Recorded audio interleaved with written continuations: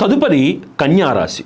కన్యారాశి యందు ఉత్తర ఫల్గుణి అనగా ఉత్తరా నక్షత్రము 2, 3, 4 పాదములు, హస్తా నక్షత్రము 4 పాదములు, చిత్రా నక్షత్రము 1, 2 పాదములుగా ఉన్నవి. ఈ రాశి వారికి ఆదాయం 5, వ్యయము 5 గాను, రాజపూజ్యము 5, అవమానము 2 గాను ఉన్నవి. ఈ రాశివారు గురుడి యొక్క అనుగ్రహంతో విశేషమైనటువంటి సత్కార్య నిర్వహణ యందు ప్రాతినిధ్యాన్ని, ప్రాధాన్యతను పొందుతారు.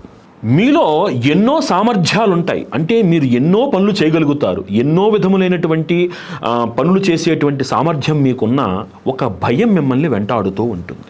అది చెప్పుకోలేనటువంటి స్థితిలో ఒక రకమైనటువంటి మానసిక వైక్లభ్యానికి మీరు కారణమవుతారు, లోనవుతారు. మీరు కొన్ని రహస్యాలు మీకు మాత్రమే తెలియడం వలన అది ఎవరికీ చెప్పుకోలేక అంతర్మథనంతో మీరు విలవిలలాడిపోతారు.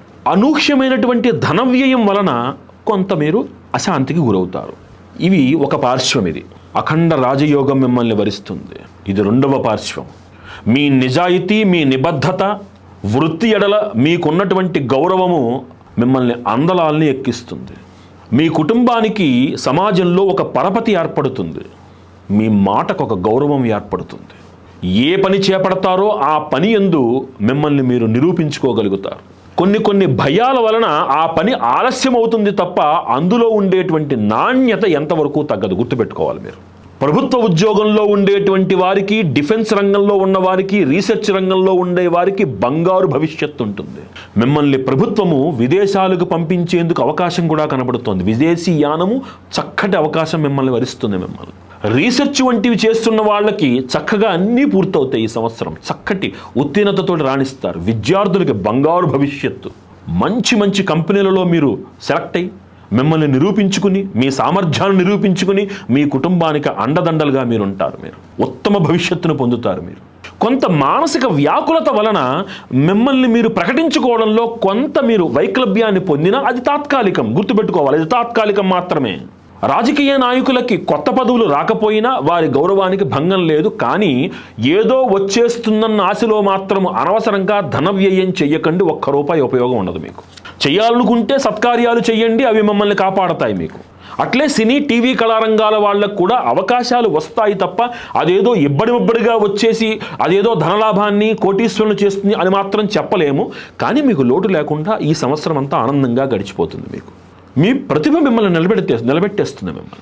అట్లానే అధికారులకి, విద్యార్థులకి అండదండలు బాగుంటాయి. పై అధికారుల దగ్గర నుంచి వారి యొక్క అండదండలతోటి వీరు విశేషంగా రాణిస్తారు. మీలో ఉన్నటువంటి ప్రతిభను వాళ్ళు బయటికి వెలికి తీయిస్తారు. మీ చేత బాగుంటుంది, చక్కగా ఉంటుంది. ఈ సంవత్సరం ఈ రాశి వారికి విశేషమైనటువంటి చంద్రగ్రహానుకూలత కావాలి, రాహుగ్రహానుకూలత కావాలి. వీళ్ళకి బాగుంటుంది. అది ఉంటే ఈ చిన్న సమస్యలను కూడా మీరు అధిగమించి చక్కటి నూతన గృహ నిర్మాణము కానీ, విశేషంగా వ్యవసాయ రంగంలో ఉండేటువంటి వాళ్ళకైతే చెప్పక్కర్లేదు, ధనం ఇబ్బడిగా చేతికి వస్తుంది. అలాగే లోహ వ్యాపారం చేసేటువంటి వాళ్ళు, పప్పు దినుసులు వ్యాపారం చేసేటువంటి వాళ్ళు విశేషమైన ఫలితాలని, విశేష లాభాలని పొందుతారు. మీరు చిన్న పరిహారాలు, మళ్ళీ మీరేమీ శ్రమ పడిపోక్కర్లా. మళ్ళీ ఈ విషయంలో మీరు ప్రతి మాసము ఒక్క శనివారం నాడు విశేషంగా మీరు శనేశ్వరుడికి తైలాభిషేకం చేయించండి, ఈశ్వరుడికి క్షీరాభిషేకం చేయించండి. నెలకి 1 రోజు మీకు అనుకూలమైన రోజున బ్రాహ్మణికి స్వయం పాకం దానం చేయండి. చాలు, ఇంకేం అక్కర్లా. అద్భుతంగా ఉంటుంది మీ భవిష్యత్తు. పూర్వార్ధంలో ఒకసారి, ఉత్తరార్ధంలో ఒకసారి అవకాశం ఉంటే కాళహస్తిలో లేదా పెదకాకాని యందు కానీ రాహుకేతువుల పూజ చేయించుకోండి.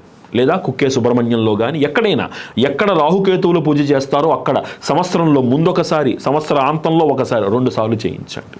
ఆ చిన్నపాటి క్లేశాలు ఏవైతే ఉన్నాయో అవి కూడా తొలగిపోయి ప్రతి అడుగు ఒక విజయ కేతనం వైపు వేయిస్తుంది మీ చేత. ప్రతి అడుగు రాచబాట వైపు మీ చేత వేయిస్తుంది. మీకు అద్భుతంగా ఉంటుంది. ఈ పరిహారాలని ఆచరించి ఈ రాశివారు మరిన్ని సత్ఫలితాలు పొంది ఆనందంగా ఉండాలి, సౌభాగ్యంగా ఉండాలని మనస్ఫూర్తిగా ప్రార్థిస్తున్నాము.